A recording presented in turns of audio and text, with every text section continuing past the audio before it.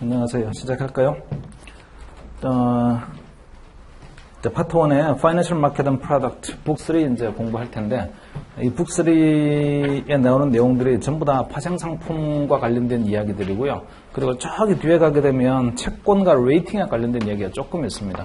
그래서 이 북 3를 저랑 같이 이제 공부를 하실 텐데, 분량이 꽤 많아요. 많을 뿐만 아니라, 그리고 대단히 내용들이 일단은 처음 접하는 사람들의 입장에서는 되게 어렵습니다. 그래서 파생상품이 가지고 있는 무게감이 엄청나게 큰 무게감을 가지고 있어서 잘 모르겠다 이러는 분들도 많은데, 공부를 하는 과정 중에 처음에는 조금 잘 이해가 안 되더라도 계속해서 계속해서 반복할 테니까 반복하면서 점점점 이해도를 높일 수 있습니다. 그러니까 한 번 딱 듣고서는 이해가 잘 안 됐다고 하더라도 너무 그렇게 걱정하지는 마세요. 그리고 파생은 한 번만 딱 이해를 하게 되면 그 다음부터는 좀 쉬워요. 그러니까 개념을 이해하는 거는 일단 한 번 딱 정확하게 이해하자. 그게 되게 중요하고, 한 번 딱 정확하게 이해하게 되면 그 다음부터는 컨셉과 관련해서는 흔들리지 않아요. 문제는 컨셉을 내가 정확히 내 걸로 만들었는데 그걸 갖다 이제 애플리케이션을 해야죠. 시험 문제로. 그래서 컨셉을 내가 완벽하게 이해했음에도 불구하고 문제를 딱 보는 순간은요, 이 문제를 어떻게 접근해야 되나 이게 쉽지 않습니다. 그래서 내가 수업 들을 때는 다 이해한 것 같은데 실제로 이제 관련된 문제를 풀려고 보니까 문제가 잘 안 풀린다 이런 경우가 되게 많아요. 어떻게 접근해야 될지는 모르겠다 이런 것들이. 물론 매 챕터마다 이제 그 프랙티스가 있잖아요. 이그젬플이 있으니까 개념과 관련된 이그젬플들이 있으니 이그젬플을 보면서 이런 거예요, 이렇게 계산하는 거예요, 이런 것들을 주로 하긴 하겠지만 이그젬플은 말 그대로 그냥 이그젬플일 뿐이고요. 컨셉을 완성시키기 위한 그런 예제들입니다. 근데 시험 문제는 그거와는 완전히 다른 차원이에요. 그리고 모든 챕터가 끝나고 나면 뒤에 컨셉 체크 문제 있잖아요.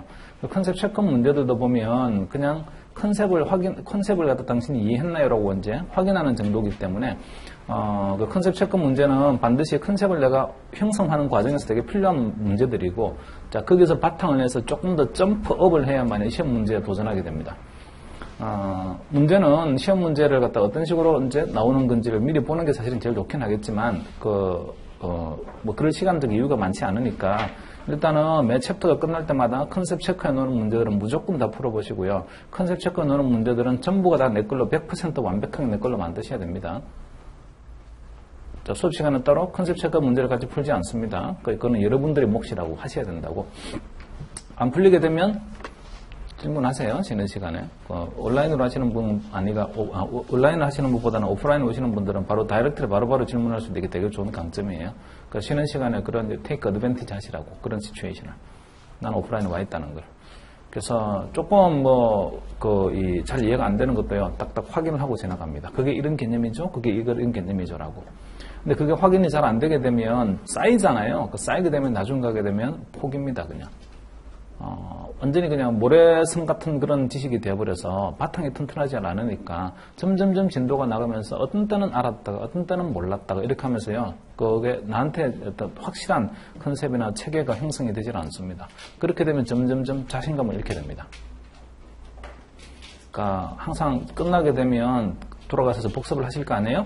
자, 복습을 하시고 나면 그 다음 시간에 와서 미리 좀 일찍 오시든지 하셔서, 저는 항상 오게 되면 한 30, 40분 전에 항상 와 있어요. 그러니까 지난번 시간 했던 것 중에 제가 문제 풀었는데 이게 안 풀린다 이렇게 하게 되면 언제든지 질문을 그렇게 하시라고.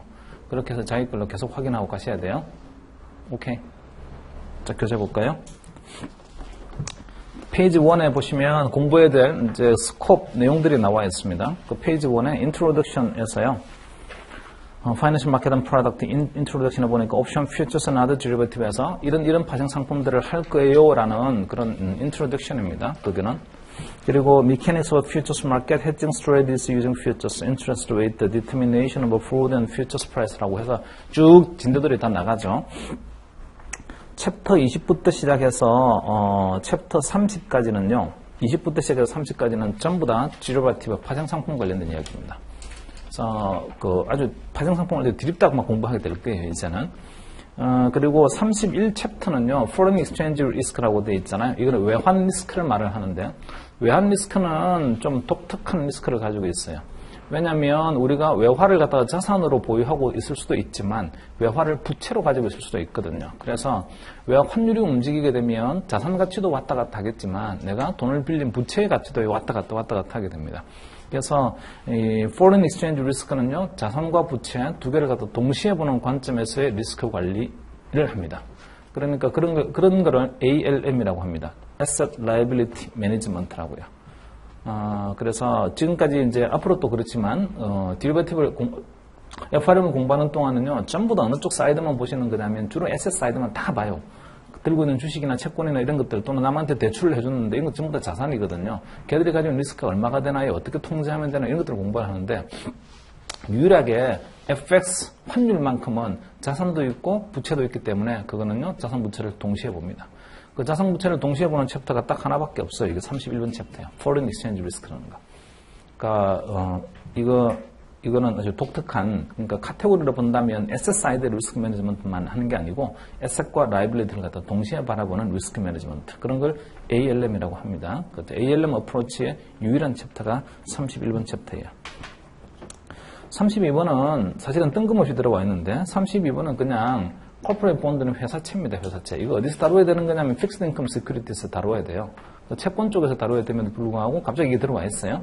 그러니까 주로 이제 상품의 채권 종류는 이런 것들이 있어요라는 회사채의 종류에 대한 이야기들을 쭉 하고 있는데, 간단히 보고 나중에 지나가게 될 거예요. 그 다음에 레이팅 에이전시는 신용평가 기관입니다. 신용평가 기관들이 신용평가를 이렇게 해요라는 것들에 대한 이야기인데, 이거는 또 어디서 나와야 되는 거냐면 이 크레딧 쪽에서 나중에 밸류에이션 리스크 모델 할 때 크레딧 쪽에서 나와야 되는 이야기인데, 그것도 뜬금없이 이게 또 들어와 있어요. 그래서 마지막에 있는 두 개는 32번과 33번은요, 사실 보게 되면 좀 약간 뜬금없는 겁니다. 사족처럼 끼어져 있는 건데, 다른 카테고리로 가면 맞는 건데, 이상하게 책에는 이렇게 배분이 되어 있어요.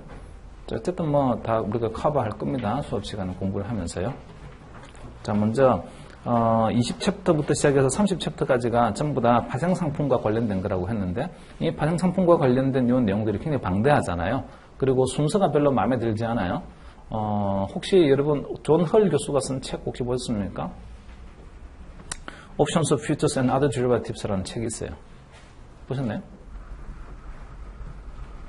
대단히 유명한 교수입니다. 토론토대 교수인데, 존 헐 교수라는 분이 쓴 그 Options, Futures and Other Derivative라는 책이 아마 7판까지가 나와 있을 거예요. 원래는 그게 그냥 미국 책입니다. 근데 국내판으로 번역되어 있는 한국판 책도 있습니다. 소프트 카바로 나와 있는 책이 있는데 파란색 카바로 되어 있어요. 좀 약간 두꺼운 걸로 해서. 그 책 보시지 마세요. 한국판 보는 거는 뭐 비추입니다. 그러니까 영어로 되어 있는 이런 걸 갖다 계속 봐야만이 일단은 영어에 익숙해진다는 면도 있고요. 그리고 영어로 되어 있는 걸 갖다 읽어야만이 훨씬 더 컨셉이 클리어합니다. 우리말로 번역하는 순간 되게 애매모호해져요. 이상하게도. 그래서 우리말로 번역하게 되면 무슨 말인지 모르겠다 이렇게 되는데, 영어로 보자 하면요, 오히려 더 이해가 더 잘 됩니다. 그게 이제 그 번역을 할 때 보게 되면 교수님들이 번역을 한 게 아니고요, 밑에 조교들이 번역을 했기 때문이에요. 그러니까 아주 고수들이 번역을 하게 되면 고수들은요, 필요한 임플리케이션을 갖다 딱 찍어서 있잖아요. 간략하게 짝짝 계속 이렇게 이 번역을 합니다. 그런데 좀 뭘 모르는 사람은 글자 그대로 이제 문자 그대로 이렇게 막 번역들을 이렇게 하거든요. 그러니까 번역이 매끄럽지 않을 뿐만 아니라, 설사 매끄럽다고 하더라도 그 숨어있는 함의, 임플리케이션을 제대로 표현이 안 되어서 그냥 원문 그대로 충실해가지고 번역 그대로 해오다 보니까 보는 사람 입장에서는 오히려 영어를 보는 게 더 훨씬 클리어합니다, 컨셉이. 그래서 만약에 이제 공부를 하신다라고 하면 그 세븐 에디션, 그 Options on Futures Other Derivative라는 존 헐 교수가 쓴 세븐 에디션이 있는데, 한국판 보지 마시고 그냥 차라리 오리지널 판을 보시라고요. 그게 훨씬 더 이해하기가 되게 쉽습니다. 자, 여기 20챕터부터 시작해서 30챕터까지 나와 있는 것들이 전부 다 기본 텍스트는 누구의 텍스트냐면요, 그 존 헐 교수가 쓴 Options of Futures and Other Derivatives, 그 책이 기본 텍스트입니다. 그 책을 갖다가 이 앞에서 말하고 있는 AIM이 있잖아요. 각각의 챕터마다 이런 건 알아야 되는 거예요 라는 AIM이 있는데, 그 AIM에 맞춰서 서머리를 한 게 지금 이 노트입니다. 이 스웨트 노트예요. 그러니까 오리지널 텍스트는 누구 거라고요? 존 헐 교수의 책입니다. 존 헐 교수의 책이 뭐 들리는 말로나 월스트리트에 있는 트레이더들이요, 백에서 아마 배고 잔다는 책입니다. 그러니까 모든 트레이더의 책상에 보면 다 그 책들은 꽂혀 있다고 말할 정도로 베스트셀러입니다. 파생 상품과 관련해서는. 그리고 좀 인트로덕션 레벨이에요. 아주 뎁스 있게 나가진 않습니다. 근데 이제 뭐 잘 모르는 사람이 보게 되면 아주 뎁스 있지 않게 나갔다라고 말하는데, 읽게 되면요, 세상에 믿을 아무도 없다라는 느낌이 듭니다. 뭐 이렇게 어렵게 썼어, 이런 느낌들이 막 든다고요. 뭐 이해가 잘 안 된다 이렇게. 자, 시간이 되시면 오리지널 북을, 한번 사서 보시는 게 상당히 도움이 될 거고요. 그럼 앞으로 계속해서 리스크 매니지먼트나 금융을 공부하겠다고 하게 되면 책상 위에 그 책 한 권쯤은 꽂혀 있어야 됩니다. 그리고 필요할 때마다 한 번씩 내가 레퍼런스 북으로 계속해서 찾아보고 이럴 수 있는 좋은 책이에요. 나중에 시간이 되시면 책을 하나 사셔서 그걸 갖다 한번 보시는 것도 전체적인 맥락을 좀 이해해 가는데 도움이 됩니다. 하여튼 내용이 되게 방대하고 많거든요. 근데 우리 서머리 노트는 그 내용들 중에서 카페에서 말하고 있는 일종의 학습 목표에 해당되는 AIM에 맞춘 것만 딱 이렇게 요약을 해온 거예요. 가끔 가다 보게 되면 요약한 내용들이 약간 틀린 것도 있습니다. 잘못된 것도 있는데 그때그때 이야기하도록 하고요. 일단은 우리는 시험 목적으로 공부하는 거니까 AIM에 맞춰서 서머리든 이 노트를 가지고 주로 공부를 할 거예요. 그럼에도 불구하고 약간 뭔가 미싱이 되어 있는 컨셉들이 있으면 중간중간에 또 이야기를 하겠습니다. 순서는 그대로 나가진 않을 거예요. 여기 나와 있는 순서대로 쭉 그대로 가지 않고 제가 왔다 갔다 할 거예요. 이 편집이 순서가 별로 마음에 들질 않아요. 그러니까 여러분이 그냥 이 챕터 순서대로 쭉 가게 되면 되게 막 섞입니다. 헷갈립니다. 근데 그것보다는 조금 차례로 체계를 갖춰서 가는 게 훨씬 더 좋고요. 그래서 제가 약간씩 순서를 바꿔서 보도록 할 거예요. 자, 일단은 페이지 11페이지부터 한번 볼까요? Introduction이라는 게 있는데, 우리가 공부해야 될 파생상품의 종류가 뭐가 있는 거냐, 이런 이야기입니다. 그래서 옵션도 있고요, 퓨처스도 있고, 그 다음에 다른 파생상품들도 있어요, 이런 이야기를 하고 있어요. 여기서 말하는 아드 디리버티브 다른 파생상품은요, 그냥 스왑입니다. 스왑.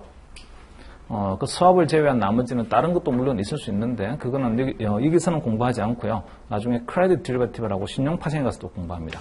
여기는 오직 시장 파생 상품만, 마켓 디리버티브만 공부합니다. 시장 파생과 신용 파생이 뭔지를 모르죠.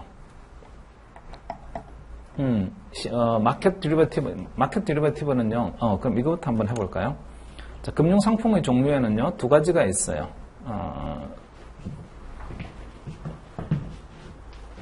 파생을 이해하려면 이거를 이해하는 게 대단히 중요해요. 이거를 이해를 못하게 되면, 잘못 알게 되면 파생하는 동안 내내 괴롭습니다. 제일 간단한 컨셉이기도 하지만 제일 중요해요. 자, 이런 거 한번 해볼게요. 금융 상품이 있다. 우리가 알고 있는.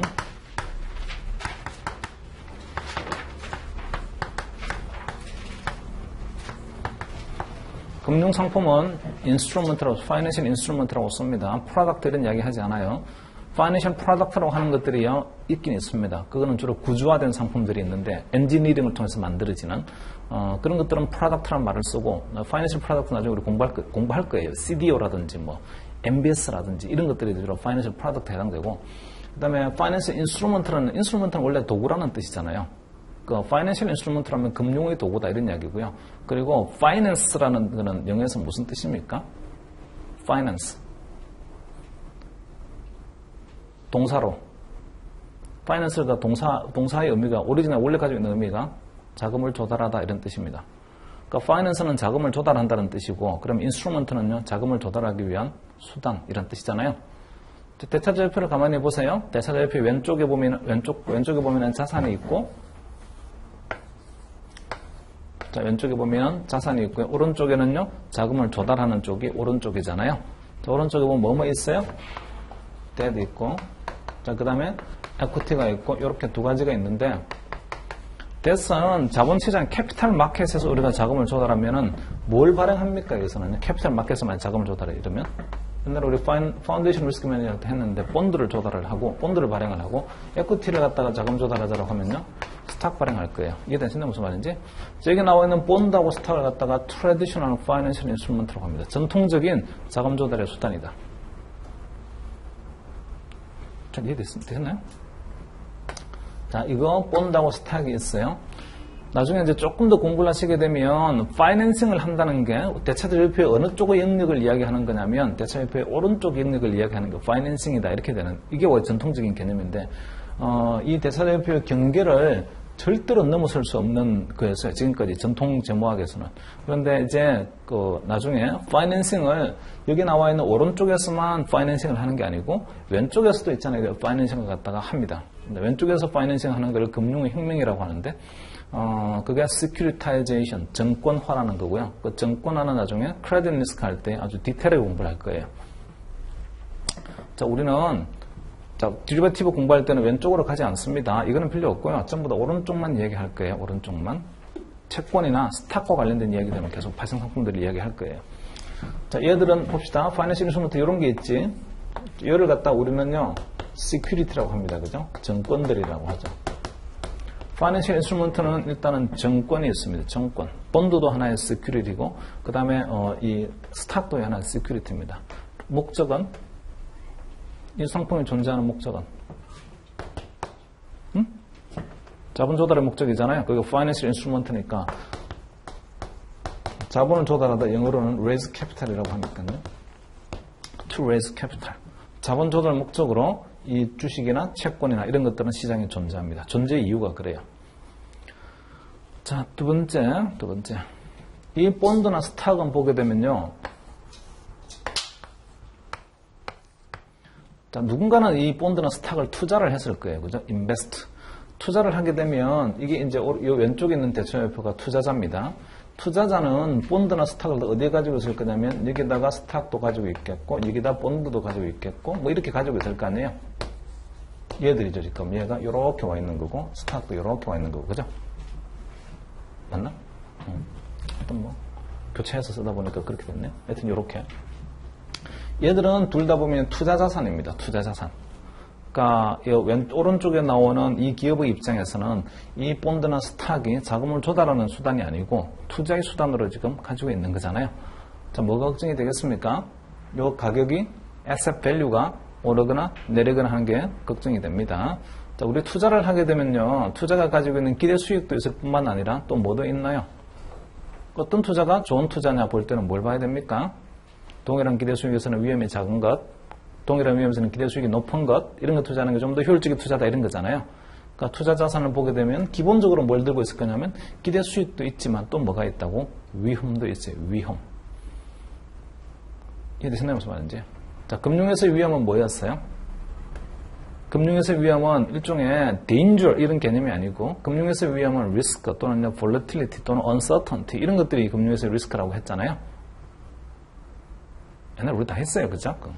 얘들이 움직입니다. 스탁 프라이스는 본드 프라이스가 왔다 갔다 합니다. 자, 이 오른쪽에 나와 있는 기업은 스탁이나 본드를 일종의 인베스트먼트 에셋, 투자 자산으로 들고 있으니까 뭐가 걱정이냐면 이 가격들이 내려가는 것들이 걱정이다. 이렇게 될 거 아니에요? 이해되십니까? 무슨 말인지? 또는 이 자산의 가격들이 있잖아요. 그죠? 너무 볼루타일하게 막 늘뛰기를 한다. 이런 것들이 걱정입니다. 그래서 투자 자산으로 가지고 있는 인베스트먼트 에셋이 가지고 있는 그 늘뛰기 하는 것, 늘뛰기를 하는 것 같다. 다른 말로는요, volatility 또는 아주 익숙한 말로는요, risk라고 합니다. 그 volatility는 리스크를 갖다 제어할 수 있는 수단이 필요합니다. 제어할 수 있는 수단. 그 제어할 수 있는 수단이 뭐예요? 디리버티브 파생 상품입니다. 이해되시나요? 무슨 말인지? 자, 그래서 이 스탁이나 본드를 들고 있는 사람 입장에서는 자, 보면 이들이 가지고 있는 리스크가 있잖아요. 리스크. 불확실성이 있다고. 주가나 본드 가격이 왔다 갔다 하는 위험들이 있어요. 자, 그 위험을 갖다가 통제하자 또는 그 위험을 갖다 없애자 이러려고 하게 되면 뭔가를 갖다가 하면 됩니다. 자, 뭘 하면 되는 거냐면 한번 생각해 볼게요. 스탁이나 본드를 내가 투자를 했어요. 자, 스탁이나 본드를 투자를 하게 되면 현재 시점에 스탁이나 본드를 투자하게 되면 여기 T 이퀄 제로를 현재 시점이라고 하고요. 여기에 T 이퀄 라지 T가 있는데 자, 요 기간을 갖다가 investment horizon이라고 합시다.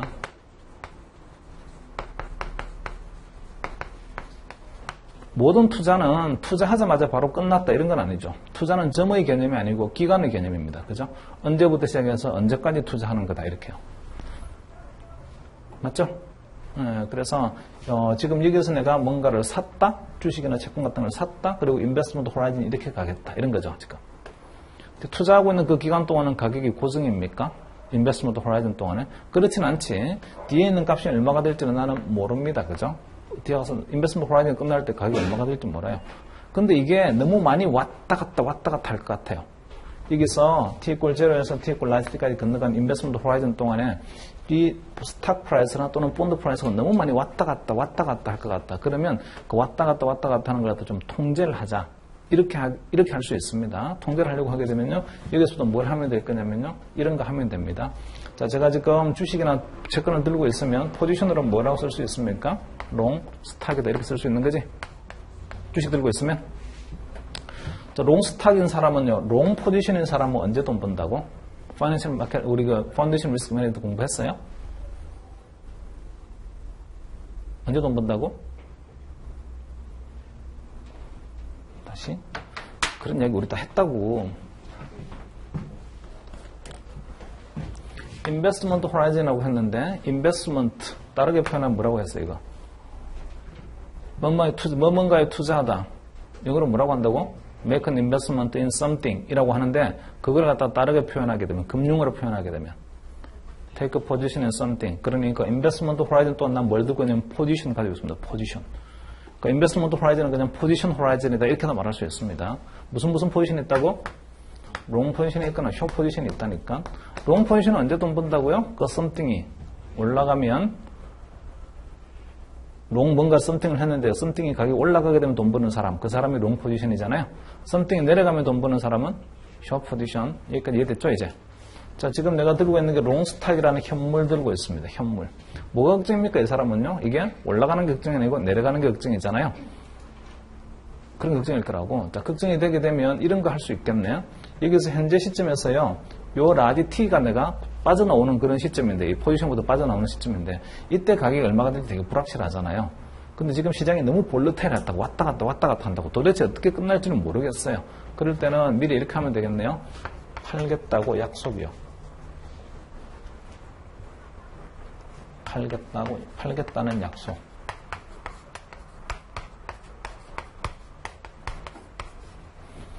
자, 여기 나오는 스탁을 갖다 있잖아요. 그죠? 팔겠다고 T = 0 시점에서 약속합시다. 약속. 그 뭐가 필요해요? 그러면 팔겠다는 약속은요?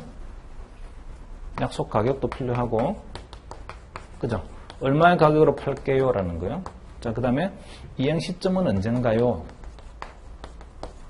그 약속을 이행하는 시점은 언젠가요? 이런 것들이 필요할 거예요. 이게 생각이 무슨 말인지. 자, 그래서 지금 현재 주가가 예를 들어서 100원이다. 그런데 약속하는 가격은 내가 105에 팔기로 약속을 하자. 이 기간이 끝나고 난 다음에 이행 시점은요, 라지 T점이다. 이렇게. 자, 그러면 우리는 뭘 한 거냐면 계약을 한 겁니다. 계약을. 팔기로 약속하는 계약을 한 거예요. 이해됐나요? 무슨 말인지. 자, 그러면 T = 0 시점에서 나는 뭘 들고 있는 거냐면 현물이라는 주식 하나 들고 있습니다. 동시에 또 뭘 가지고 있다고요? 팔겠다는 약속 하나 가지고 있습니다. 이 팔겠다는 약속이 계약이라고, 계약. 누군가는 그러면 사겠다는 약속을 했겠네. 이 포지션에 대해서. 이해됐어요? 무슨 말인지? 사겠다는 사람은 나중에 얼마에 사게 됩니까? 라이티가 되게 되면 105에 사게 될 거예요. 잘 이해된 거지? 자, 그러면 지금 현물 주식을 들고 있는 사람은 팔겠다는 약속을 105에 했으니까요. 마침 뭘 한 거와 똑같은 거냐면 이 주식에다가 팔렸음이라고 계약서 있잖아요. 그죠? 솔드라고 딱 붙인 것 같습니다. 그죠? 그러니까 임자 있는 몸이라고 딱 붙인 거 똑같다고. 얼마에 팔렸다고 이거는요? 105에 팔렸다고. 자, 그러면 사기로 약속했던 사람이 요 뒤에서 기다리고 있을 텐데 나중에 그 사람이 디폴트만 안 내게 되면 약속을 갖다 빵꾸를 내지 않으면 나는 그러면 얼마에 팔게 될 거냐면 105에 팔게 될 거예요. 이해되시나요? 무슨 말인지? 불확실성이 있나요? T = 0 시점에서. 전혀 없습니다. 불확실성을 완전히 제거했잖아요. 이해된 거죠? 무슨 말인지? 여러분, 팔겠다는 약속이 보면 전부 다 계약이에요. 계약. 자, 이 계약은 내가 그냥 아님 말고 이렇게 할 수 있나요? 그렇게 할 수 없습니다. 한번 계약을 맺게 되면 반드시 그건 이행을 해야 됩니다. legally binding 되어 있는 promise거든요. 그 법적으로 있잖아요. binding이 되어 있는 약속이라고. 그러니까 반드시 이행을 해야 됩니다. 오케이? 됐어요? 자, 이거 두 개를 이해하는 게 되게 중요합니다. 금융상품에는 그럼 또 뭐가 있다고요? 이거 팔겠다는 약속류에 있잖아요. 약속류에 계약이 있습니다. 그래서 두 번째는 뭐가 있냐면, 두 번째는, 자, 금융상품의 종류는 뭐가 있다고요? 첫 번째, security. 이런 스탁이나 본드 같은 security가 하나 있다. 두 번째는 어떤 계약이 있다. 계약. 그래서 두 번째는요, contract가 있습니다. 금융상품의 종류에는. 자, 예를 들어 볼게요. 금융상품의 종류에서 우리가 컨트랙트, 계약형의 금융상품 뭐가 있을까요? 아주 대표적인 거요. 인슈런스. 보험도 금융상품이죠. 약속만 하잖아요. 보험회사하고 보험료를 내고 어떤 사건이 발생하게 되면 돈을 갖다가 주세요라고 약속만 하는 거잖아요. 그것도 인슈런스도 있잖아요. 보험 금융상품이라고. 이거 계약이죠. 그냥 인슈런스 계약입니다. 두 번째요. 또 있어요. 디리버티브요. 방금 말했던 우리가 이런 류의 약속, 사겠다는 약속, 팔겠다는 약속 이런 것들이 전부 다 계약형의 상품들입니다. 그래서 계약형의 상품에 디리버티브가 있어요. 파생상품. 이거 왜 존재하나요? 이런 류의 상품들은 시장에 존재하는 이유. 주식이나 채권이 시장에 존재하는 이유는 주식이나 채권은 정권형의 상품이라고 했고요. 정권형의 상품이 존재하는 이유는 to raise capital, 자본 조달의 목적이다. 이렇게 얘기를 했고, 컨트랙트는요, 왜 존재하나요? 불확실성을 없애는 거잖아요. 이렇게 하면 안심이 되잖아요, 이제. 확실하게 얼마다라고 딱 고정을 시키는 거잖아요. 뒤에 파는 가격을. 오케이? 영어로 말하게 되면 to eliminate uncertainty. 불확실성을 제거하자. 불확실성을 제거할 목적으로 합니다. 이런 상품들이 존재합니다. 불확실성이 없다라고 하면 한마디로 말하게 되면 certain, make a certain하게 확실하게 만드는 거잖아요. 이해됐습니까? 무슨 말인지? 자, 뭔가를 갖다 우리가 계약을 통해서 certain하게 만드는 걸 해지한다고 합니다. 그죠?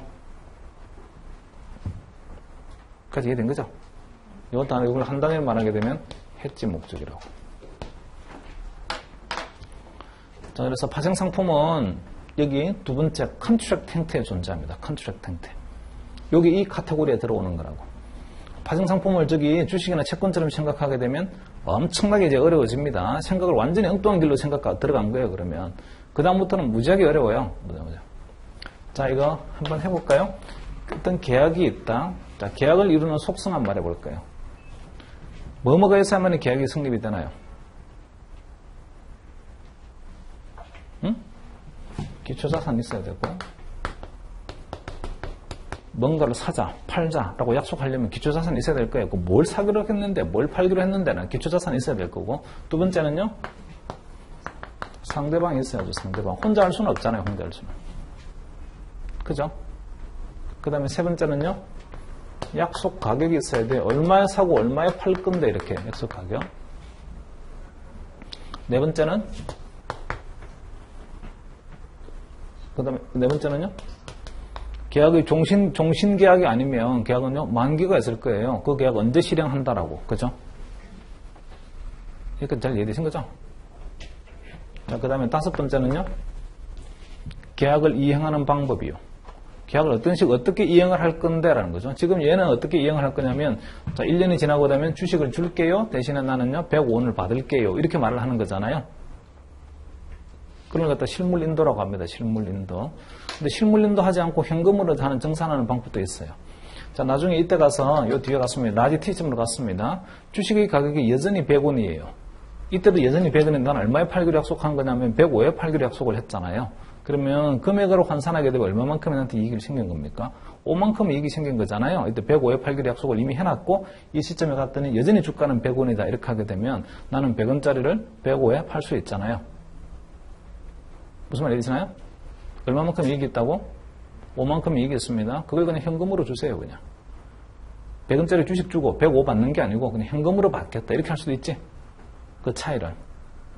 그런 것도 현금 정산이라고 하는데 캐시 세틀먼트. 자, 두 개 합쳐서 제가 아까 조금 전에 이야기한 게 실물을 갖다 인도하고 100짜리 주식을 인도하고 내가 105를 받는 방법이 있고 아니야 100짜리 주식 가격하고 105하고 두 개 차이에 해당되는 5를 그냥 주세요 이렇게 하는 방법도 있다고. 이해되시나요? 무슨 말인지? 자, 그런 거를 정산이라고 합니다. 정산. 정산 방법. 이런 것들이요, 계약에 다 존재해야 됩니다. 계약을 이루는 구성 요소들입니다. 금융계약을 이루는 구성 요소들. 자, 일단 한번 볼게요. 기초자산을 영어로는 underlying asset이라고 합니다. 기초자산이요. 영어로는 underlying asset이라고 하고, 그냥 줄여서 underlying이라고도 말을 합니다. asset 빼버리고요. 상대방을 갖다가 counterparty라고 하고, 그래 상대방을 자, 그래서 카운터파티, 상대방이 분명히 있어야만 계약이 되는 거지. 누가 한 명이 사기로 하게 되면 누가 한 명이 팔기로 한다. 이런 식으로 있잖아요. 그렇게 뭔가 상대가 있어야만 계약이 성립이 될 거예요. 약속하는 가격은 영어로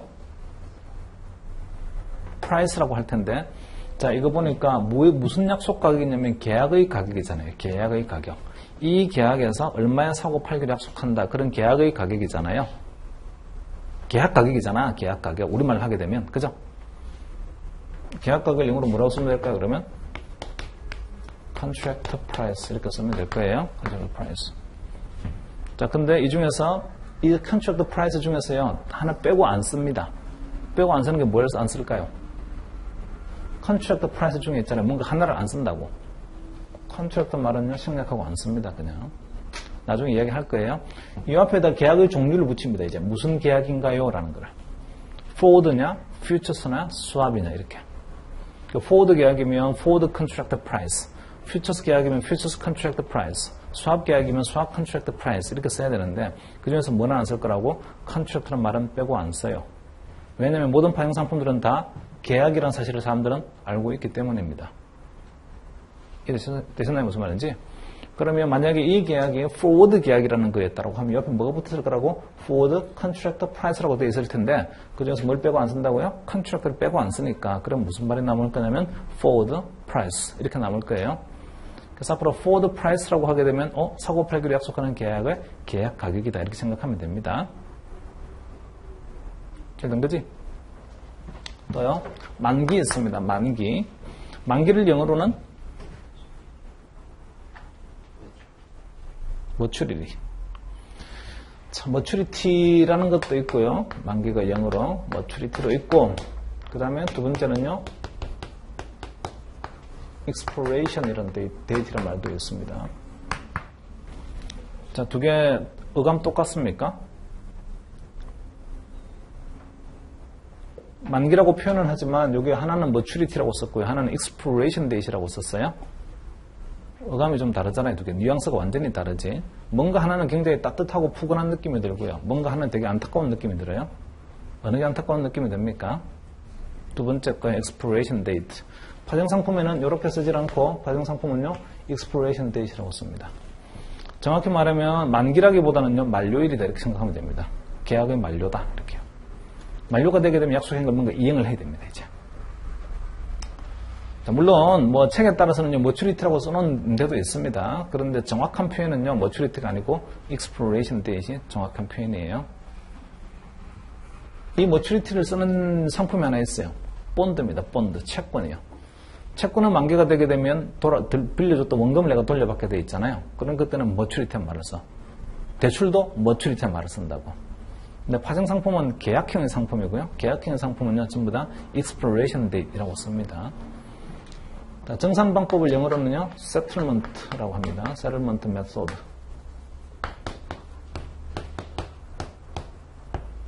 정산하는 방법은 두 가지가 있어요. 아까 실물을 인도하는 방법이 하나가 있고, 그러니까 주식을 줄 테니까 약속한 돈을 주세요 하는 방법이 있고, 두 번째는 자, 그때의 가격하고요. 내가 인도하는 시점에서의 그 현물의 가격하고 약속했던 가격의 차이를 갖다가 돈으로 주세요 하는 방법도 있어요. 그 돈으로 주는 실물 인도하는 방법을 physical delivery, 실물 인수도라고 하고, 돈으로 있잖아요. 정산하는 방법을 cash settlement라고 합니다.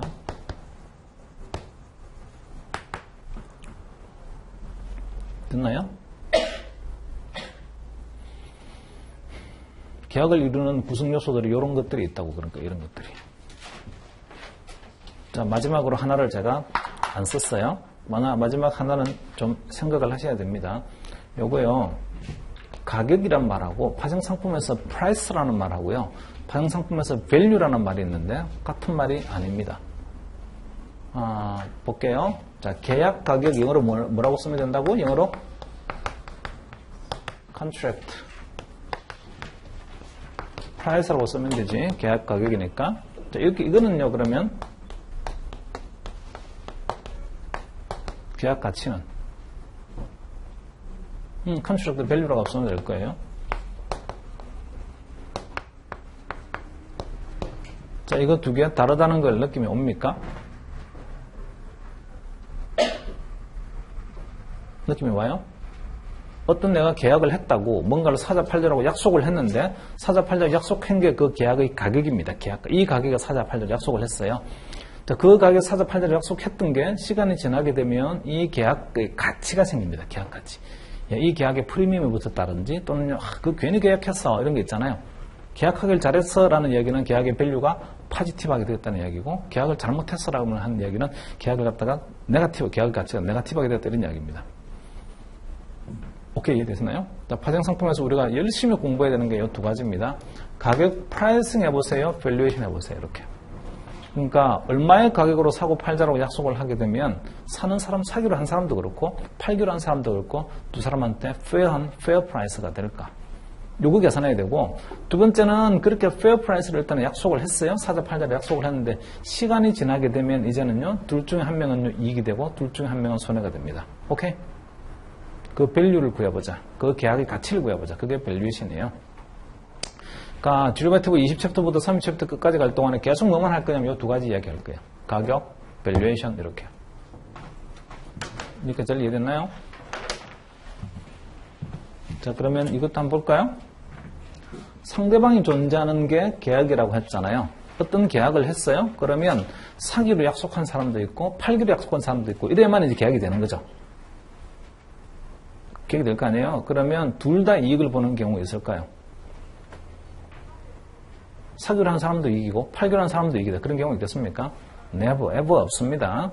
사기로 했다. 어떤 일정한 가격으로 사기로 약속했던 사람이 돈을 벌었다라고 하면 일정한 가격으로 팔기로 약속한 사람은요. 그만큼 손해가 됩니다. 됐나요? 무슨 말인지? 그러니까 상대방이 있다는 얘기는 이 게임은 무슨 게임이라는 이야기예요? 그러면요. 제로섬 게임이다 이런 이야기입니다.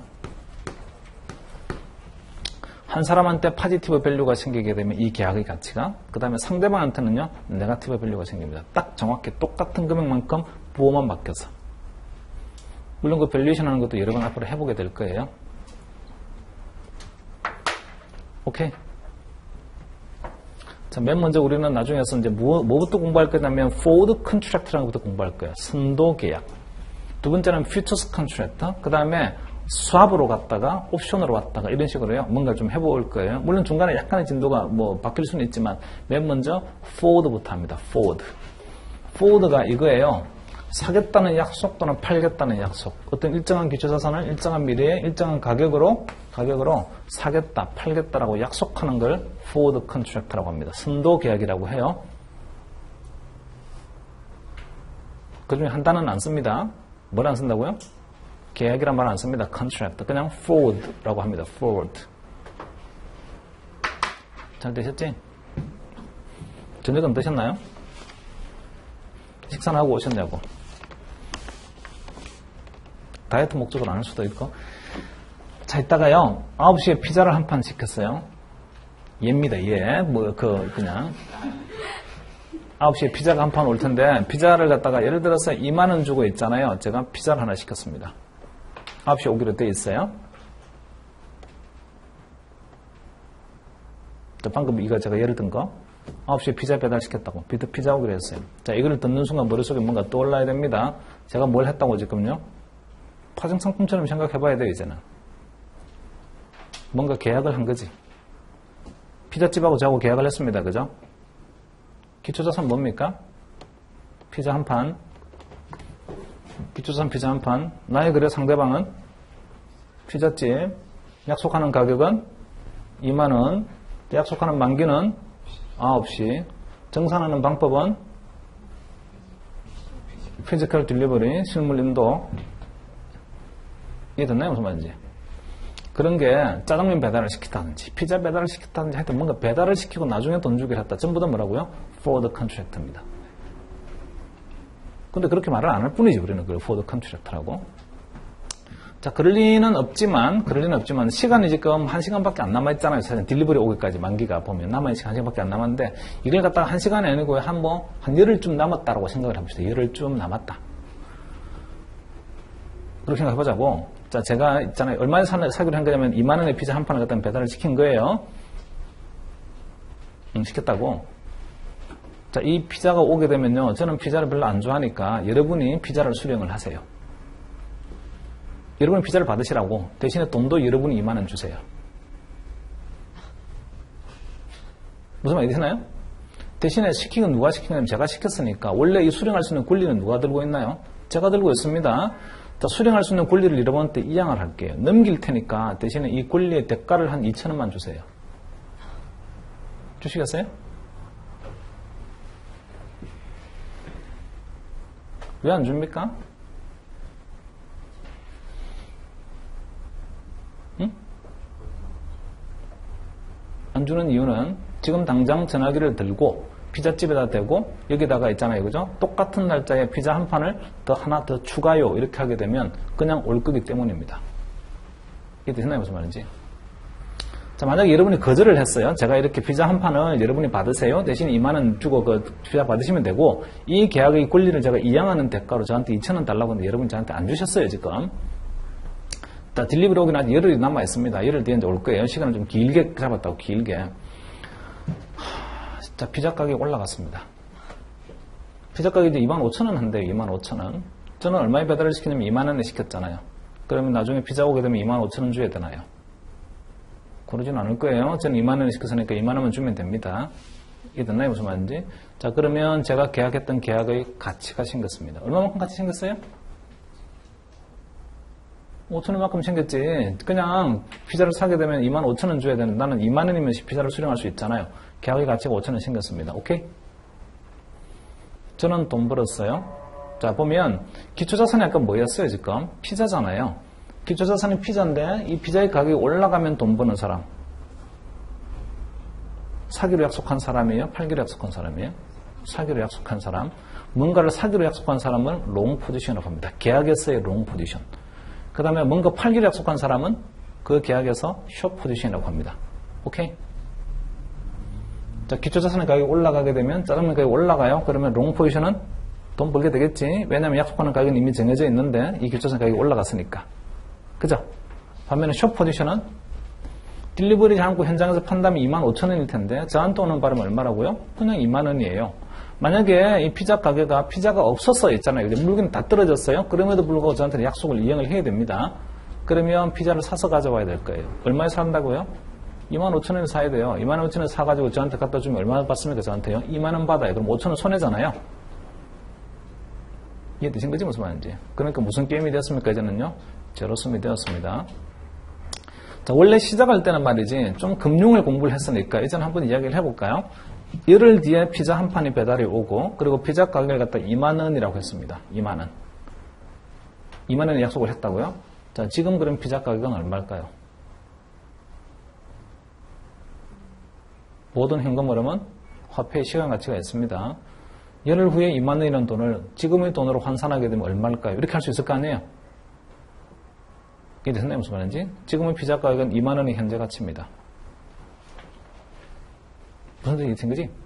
무혐의자로 디스카운트한 그 2만원이 현재 가치라고. 모든 현금으로는요, 시점마다 발생한 현금으로 뭐가 있다고 생각한다고? 타임밸류, 화폐 시간 가치가 다 있다니까. 그러니까 열흘 뒤에 나오는 2만원하고 지금 현재 가격으로 본다면 얼마하고 이퀴벌런트한 거냐 보게 되면 지금 2만원이나 열흘 뒤 2만원이 같다고 이렇게 말할 사람 아무도 없을 거예요. 기간이 짧으니까 같지 이렇게 말할 수 있겠지만 10년 뒤에 2만원하고 지금 당장 2만원하고 같습니까? 다르다고. 화폐 시간 가치가 다 있잖아요. 그러니까 그게 반드시 10년이라는 긴 기간일 필요는 없는 거. 우리는 어쨌든 시점만 달리 오늘 캐시플로우가 나온다면 전부 다 뭐가 있다고 생각하면 된다고? 화폐 시간 가치가 있다. 잘 되셨어요? 현물 기초자산의 가격은 지금 피자는요, 열흘 뒤에 만약에 2만원에 딜리버리 된다고 하면 지금 피자의 가격은 2만원이 현재 가치입니다. 그리고 2만원을 갖다 나 열흘 뒤에 주고 피자를 사겠다라고 그 집에 전화를 하면 돼요. 이해되셨지? 무슨 말인지. 저는 무슨 포지션입니까? 계약에서 사겠다고 약속한 사람을 롱 포지션이라고 했습니다. 왜 롱 포지션이냐면 기초자산의 가격이 올라가게 되면 롱 포지션도 돈을 벌게 되잖아요. 잘 되셨지? 무슨 말인지. 팔겠다고 약속하는 사람은 숏 포지션이에요. 기초자산의 가격이 내려갈 때 이 사람은요 돈을 법니다. 그죠? 2만원에 팔겠다고 약속했는데 피자 가격이 15,000원이 되었다. 이러면 5,000원을 버는 거잖아요, 이 사람은. 잘 되신 거죠, 지금? 자, 방금 그 계약을 할 때 말이지. 어떤 식으로 계약했습니까? 저기 거래소에 가서 계약을 했나요? 아니면 전화 들고 저쪽에다가 배달 주문을 했나요? 전화 들고 주문했잖아요. 그게 카운터에서 카운터로 전화한 겁니다.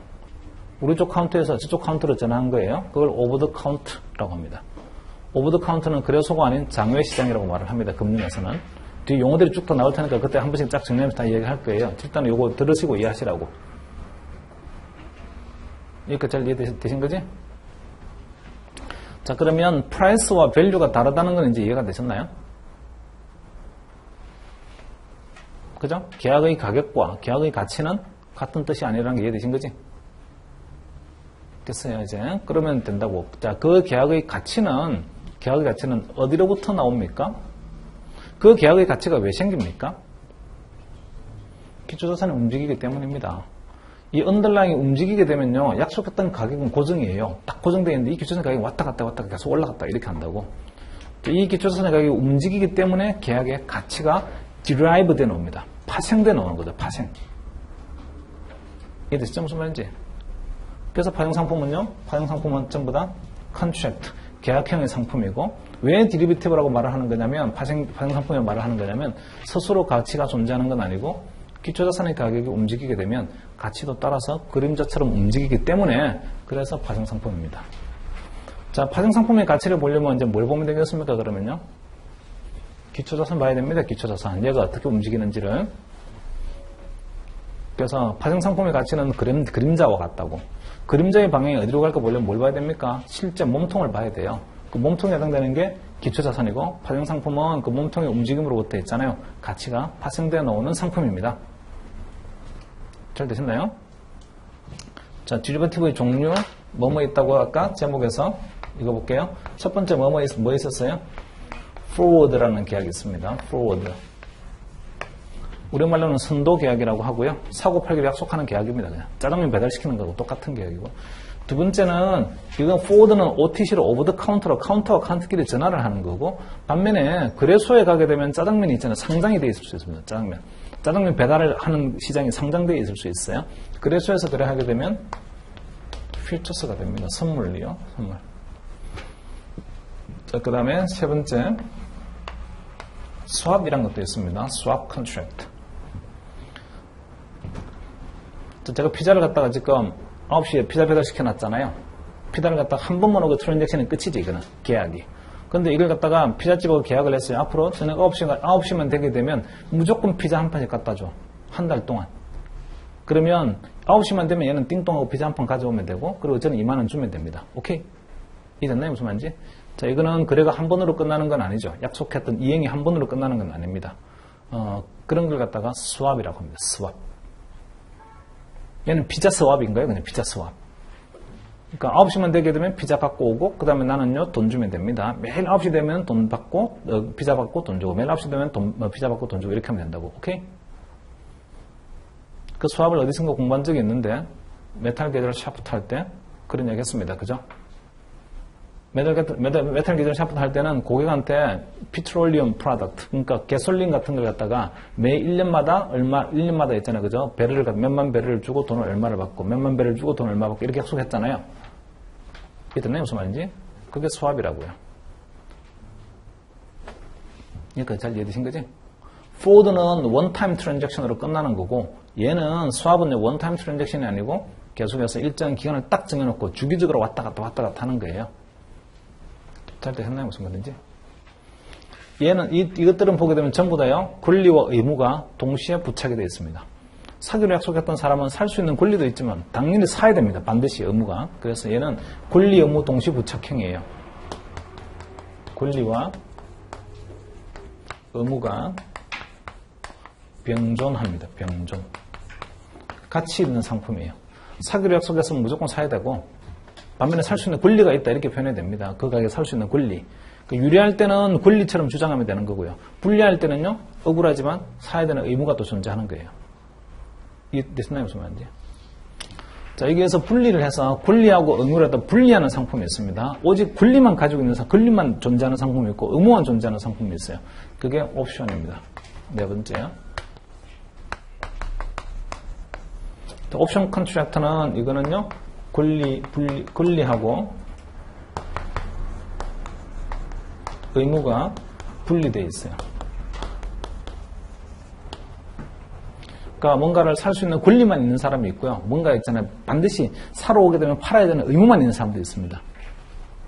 그래서 옵션은 권리와 의무가 분리되어 있는 좀 다른 시장입니다. 앞에 있는 이 세 가지는 권리, 의무가 병존하는, 권리도 있으면서 동시에 의무도 반드시 이행을 해야 되는 그런 거고요. 얘는 권리가 있는 사람은 오직 권리만 있고 의무가 있는 사람은 오직 의무만 있습니다. 옵션 시장이. 나중에 옵션 가서 다시 공부하게 될 거예요. 이런 프로드나 퓨처스나 스왑이나 옵션 이런 것들을 전부 다 마켓 디리버티브라고 합니다. 시장 파생 상품이라고 해요. 무슨 파생 상품이라 한다고? 마켓 디리버티브 시장 파생 상품이라고 해요. 그러니까 파이낸셜 마켓은 프로덕트에서 공부하는 그런 디리버티브는 전부 다 마켓 디리버티브입니다. 시장 파생 상품이요. 자, 이게 왜 시장 파생 상품이라고 말을 하는 거냐면 eliminate uncertainty 하는 거잖아요. 이 uncertainty가 뭐의 uncertainty냐면요. 프라이스가 왔다 갔다 하는 price volatility예요. 가격의 변동성. 그러니까 저 주식이 있잖아요. 얼마의 가격으로 될지 나중에 모르는데 주가가 왔다 갔다 할 거 아니에요. 그런 걸 갖다가 제거시키자. 그래서 프라이스를 갖다가 프라이스 볼러틸리티를 제거시키자. 그런데 무슨 프라이스냐면요. 시장 가격이지. 마켓 프라이스. 그러니까 주식이나 채권과 같은 것들이 가지고 있는 마켓 프라이스, 시장 가격이 있는데 그 시장 가격 볼러틸리티를 갖다가 일리미네이션 하기 위한 파생 상품, 그걸 뭐라고 한다고? 마켓 디리버티브라고 한다고. 되셨어요? 큰 추력돼서 나중에 디리버티브에서 또 다른 거 하나 합니다. 그거는 크레딧 디리버티브라는 게 있어요. 크레딧 디리버티브는 뭐 예를 들어서 왼쪽에 이걸 보시면요. 본드 볼까요? 본드는 가격이 왔다 갔다 하는 것도 있지만 시장 금리가 왔다 갔다 하면 채권의 가격도 왔다 갔다 할 거 아니에요. 그런 것도 있지만 또 무슨 위험이 있는 거냐면 만기까지 가다가 디폴트가 나는 위험도 있잖아요. 디폴트. 그 디폴트 위험 따위를 뭔가 해치하자. 요런 파생 상품이 크레딧 디리버티브입니다. 신용 파생 상품이요. 그러니까 크레딧 디리버티브는 나중에 크레딧 리스크 시간에 가서 공부를 하십니다. 오케이? 자, 그리고 크레딧 디리버티브는 파트 1에서는요, 주제가 아닙니다. 크레딧 디리버티브는 다 파트 2의 주제들이에요. 쉽시다, 이제.